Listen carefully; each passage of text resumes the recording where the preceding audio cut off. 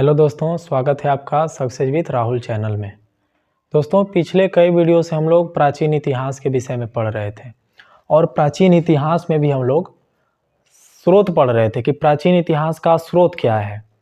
तो हम लोग पिछले कई वीडियो से इतना तो पढ़ चुके हैं कि स्रोत दो प्रकार का होता है, एक पुरातात्विक स्रोत और एक साहित्यिक स्रोत, जिसमें हम लोग सबसे पहले साहित्यिक स्रोत चालू किए थे और साहित्यिक स्रोत भी आपको दो तरह का बताए थे।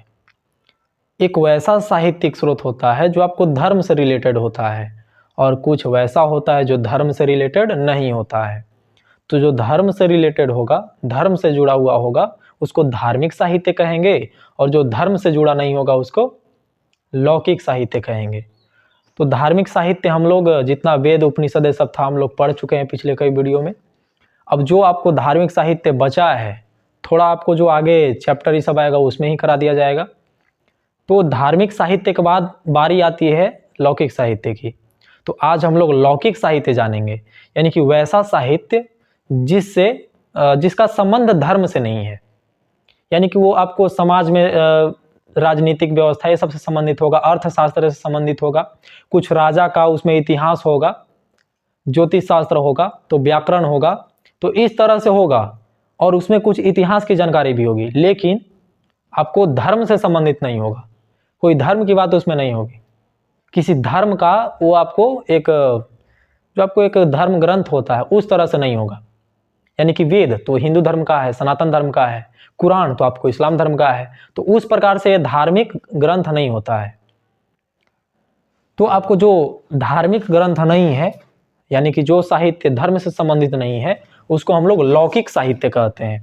तो आज का वीडियो तो ज़्यादा बड़ा नहीं होगा, छोटा ही होगा, लेकिन महत्वपूर्ण होगा।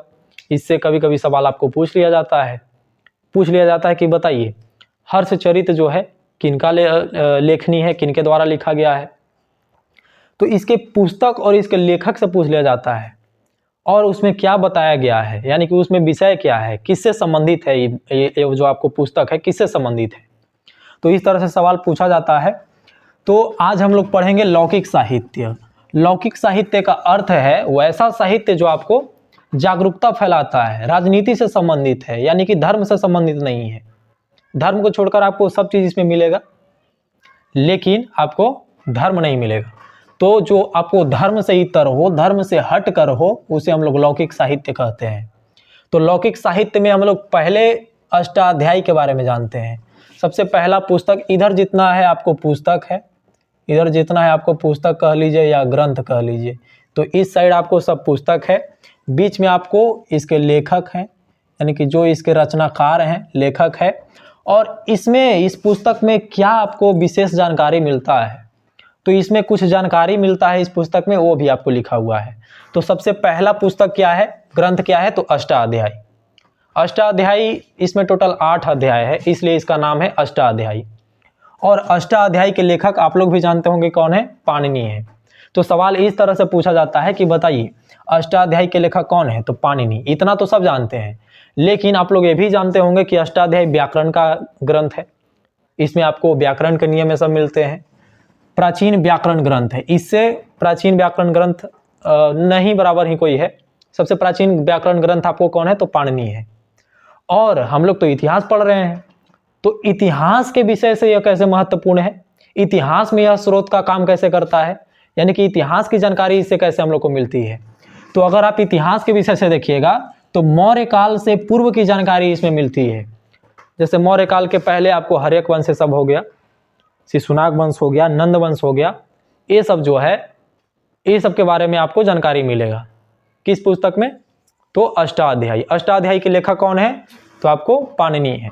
तो 3 तरह से आपको सवाल पूछा जा सकता है कि बताइए अष्टाध्यायी किनका लिखा हुआ है, तो आपको पाणिनि का लिखा हुआ है। प्राचीन व्याकरण ग्रंथ कौन सा है, तो पाणिनि के द्वारा जो लिखा गया आपको अष्टाध्यायी है वह है। अष्टाध्यायी में कितने अध्याय हैं, तो 8 अध्याय हैं। और इससे इतिहास के विषय में क्या जानकारी मिलता है, तो इसमें मौर्य काल से पूर्व की जितनी भी इतिहास है इस सब के बारे में कुछ जानकारी मिलता है, संपूर्ण तो नहीं लेकिन कुछ जानकारी इससे मिलती है।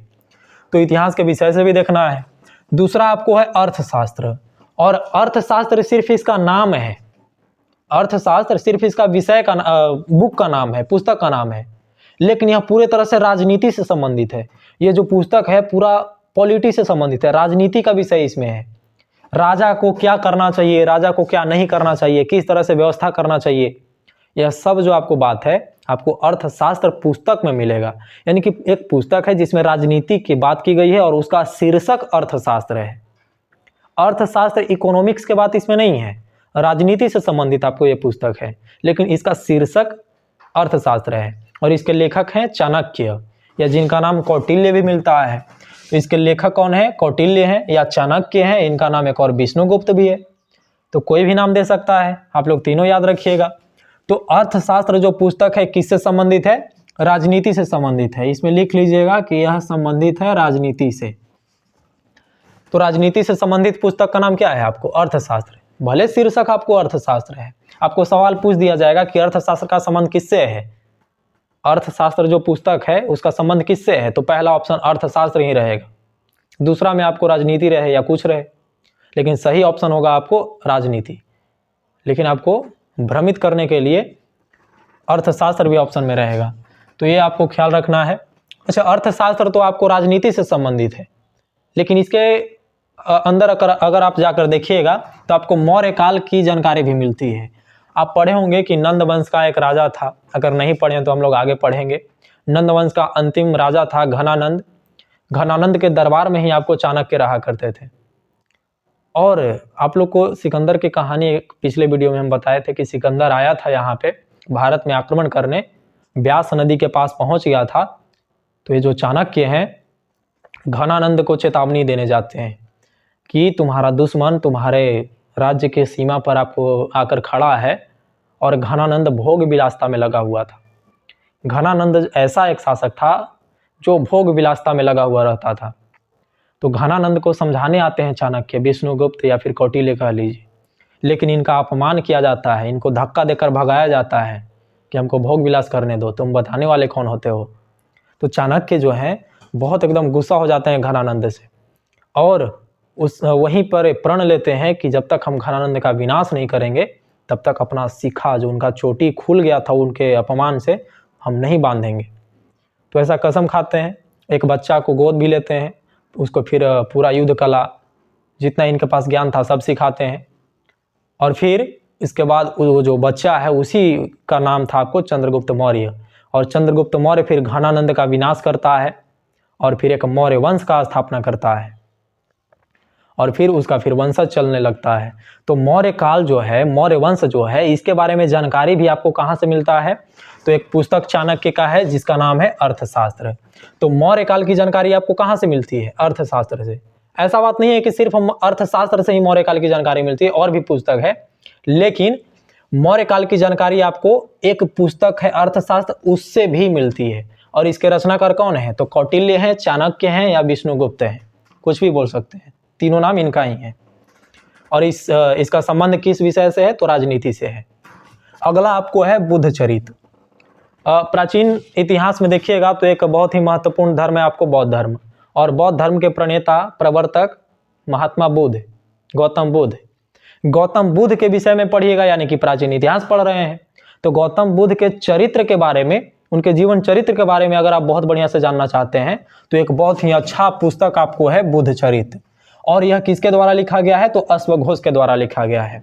इसमें गौतम बुद्ध के चरित्र का विस्तार से वर्णन है, यानी कैसे थे आपको गौतम बुद्ध, इनका कैरेक्टर क्या था, किस तरह से ही क्या किए, कब क्या किए, इनमें सब पूरा विस्तार से वर्णन है गौतम बुद्ध के बारे में।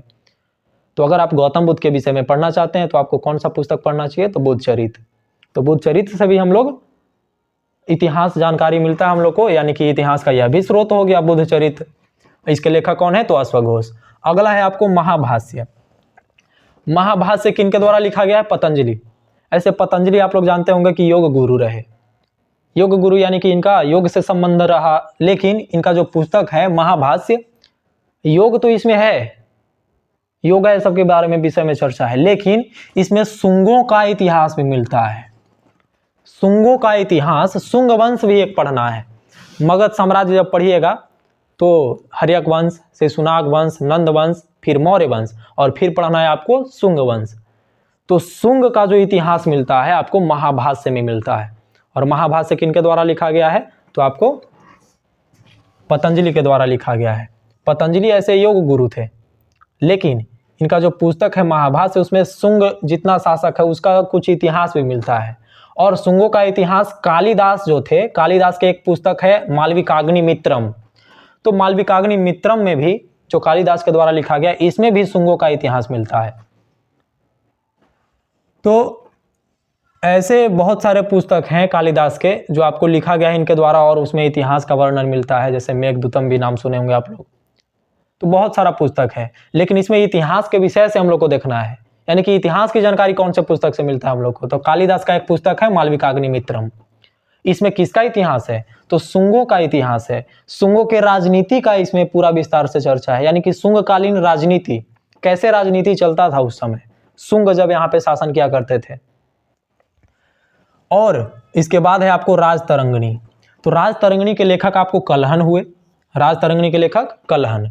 और इसमें क्या है, तो आदिकाल से लेकर कश्मीर के जितने भी शासक हुए हैं, आदिकाल यानी कि शुरू से लेकर अंत तक, शुरू से लेकर अंत तक कश्मीर के जितने भी शासक हुए हैं उनका इतिहास अगर आपको जानना है तो कल्हन का राजतरंगिणी में आपको पूरा विस्तार से मिलेगा। तो बताइए कश्मीर के इतिहास का स्रोत कल्हन का राजतरंगिणी होगा कि नहीं होगा, तो एकदम होगा। तो हम लोग इतिहास का स्रोत ही पढ़ रहे हैं जिसमें आपको राजतरंगिणी भी कल्हन का जो है बहुत महत्वपूर्ण भूमिका अदा करता है। तो इस तरह से आपको सवाल पूछा जाएगा कि बताइए राजतरंगिणी किसके द्वारा लिखा गया, तो कल्हन के द्वारा। इसमें है क्या, तो कश्मीर के शासकों का इतिहास है, बहुत सारा चीजें हैं, लेकिन इतिहास के विषय से इसमें कौन सा विषय दिया गया है ये जानना है आपको। और राजतरंगिणी जो है ऐसा पहला पुस्तक है और इसमें संस्कृत भाषा में लिखा गया है। तो संस्कृत भाषा में क्रमबद्ध इतिहास लिखने का प्रथम प्रयास किया गया था कौन सा पुस्तक में, तो राजतरंगिणी में। किसके द्वारा, तो कल्हन के द्वारा। कल्हन ऐसे व्यक्ति हुए जो संस्कृत भाषा में इतिहास लिखने का प्रथम प्रयास किए थे, और वो भी क्रमबद्ध तरीके से। ऐसा नहीं कि कभी यहाँ का इतिहास तो कभी वहाँ का इतिहास, कभी 1950 के तो कभी 1952 के तो कभी 1947 के, ऐसे पीछे आगे नहीं। मतलब कहने का है कि क्रमबद्ध तरीके से इतिहास संस्कृत भाषा में पहला बार किस पुस्तक में लिखने का प्रयास किया गया, तो राजतरंगिणी में। और किसके द्वारा लिखा गया है, तो कल्हन के द्वारा। इसमें इतिहास किसका है, तो कश्मीर के शासकों का है। अगला आपको है स्वप्नवासव दत्ता, और यह किसके द्वारा लिखा गया है, भास के द्वारा लिखा गया है। महर्षि भास बहुत बड़े महर्षि थे ये भी। तो इनके बारे में सबके विषय में हम लोग विस्तार से पढ़ेंगे आगे, जब गुप्त काल आएगा तो भास के बारे में पढ़ेंगे। जब आपको शुंगों का इतिहास आएगा तो हम लोग कालिदास से सबके बारे में पढ़ेंगे, और इन सब का बहुत सारा ग्रंथ है। तो भास जो है वो स्वप्नवासव दत्ता लिखे, और यह जो जानकारी देता है गुप्त काल के बारे में जानकारी देता है। जब मगध साम्राज्य खत्म होता है, मगध साम्राज्य का अंत होने वाला होता है, तो गुप्त काल भी यहाँ पे, गुप्त काल, गुप्त साम्राज्य, गुप्ता पीरियड जिसको कहते हैं, उत्पन्न होता है, उदय होता है। तो गुप्त काल के बारे में आपको जानकारी भास के द्वारा रचित स्वप्नवासव दत्ता से भी प्राप्त होता है।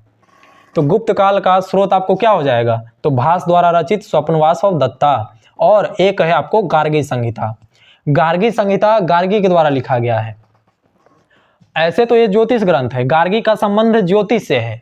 ज्योतिष यानी कि जो आप मुहूर्त ये सब देखते हैं कि नहीं, अभी घर से मत निकलिए, अभी मुहूर्त अच्छा नहीं है, अब घर से निकलना चाहिए, अब पूजा पाठ करना चाहिए, अब इस दिन शादी करना चाहिए, ये सब जो डिसाइड होता है, नक्षत्र ग्रह तारा ये सब देख कर डिसाइड होता है। और ये सब जो संबंध है सब ज्योतिष ग्रंथ से संबंधित है। ज्योतिष ग्रंथ ज्योतिषों के पास होता है, सब पढ़ते हैं, उससे नक्षत्र सब देखकर पूरा मुहूर्त निकालते हैं। तो गार्गी भी आपको ज्योतिष से संबंधित थे, और ये अपना जो ग्रंथ लिखे हैं गार्गी संहिता ज्योतिष ग्रंथ ही है, लेकिन इसमें इतिहास के दृष्टिकोण से एक हम लोग को स्रोत मिलता है, और इसमें हिंद यवन, अब हिंद यवन के बारे में भी हम लोग पढ़ेंगे। तो हिंद यवन जो थे, हिंद यवन 3 जगह पे आक्रमण करते हैं, उसका जानकारी हम लोग को गार्गी संहिता से मिलता है। तो किस किस जगह पर, तो एक साकेत यानी कि अयोध्या, आज का अयोध्या, अयोध्या का पुराना नाम साकेत था। तो साकेत, मथुरा और पाटलिपुत्र, तो ये 3 जगह पर हिंद यवनों के द्वारा आक्रमण किया गया। यह जानकारी हम लोग को किसके पुस्तक से मिलता है, तो गार्गी, और पुस्तक का नाम क्या है, तो गार्गी संहिता।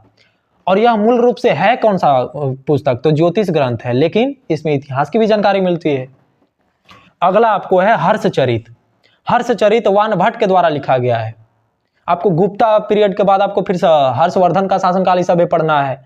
तो हर्षवर्धन के शासनकाल में जो आपको इतिहास है यानी कि हर्षकालीन इतिहास वानभट्ट के द्वारा लिखा गया हर्षचरित में आपको मिलेगा। हर्षचरित उसके शासनकाल पे नाम पे आपको पुस्तक का नाम है। तो हर्षकाल का शासनकाल के अंदर जितना आपको इतिहास है सब आपको किस पुस्तक से मिलता है? तो हर्षचरित। किसके द्वारा लिखा गया है? तो वानभट्ट। अगला है सेतुबंध। सेतु राम सेतु से याद रखिएगा कि सेतुबंध प्रवर सेन के द्वारा लिखा गया है और इसमें राम के लंका विजय का वर्णन है। लंका विजय बिना सेतु के तो कर नहीं पाते। तो सेतुबंध पुस्तक याद रखिएगा, सेतुबंध। सेतु बांधेंगे तब जाके लंका विजय करेंगे राम जी, ऐसे जाएंगे तो है नहीं। तो लंका विजय के बाद तो अलग ही है, बहुत दूर की बात है फिर। तो लंका विजय करने का सबसे पहला जो आपको है सेतु बांधना होगा। तो लंका विजय यानी कि राम के लंका विजय का वर्णन किस पुस्तक में? तो सेतुबंध पुस्तक। और यह किसके द्वारा लिखा गया है? तो प्रवर सेन द्वितीय के द्वारा लिखा गया है। और अगला है पृथ्वीराज रासो। आप लोग पृथ्वीराज रासो फिल्म भी देखे होंगे। पृथ्वीराज रासो एक बहुत ही ताकतवर शासक थे, चौहान वंश का शासक थे। कनौज उनकी राजधानी थी। कनौज, दिल्ली, ये सब क्षेत्र में शासन किया करते थे।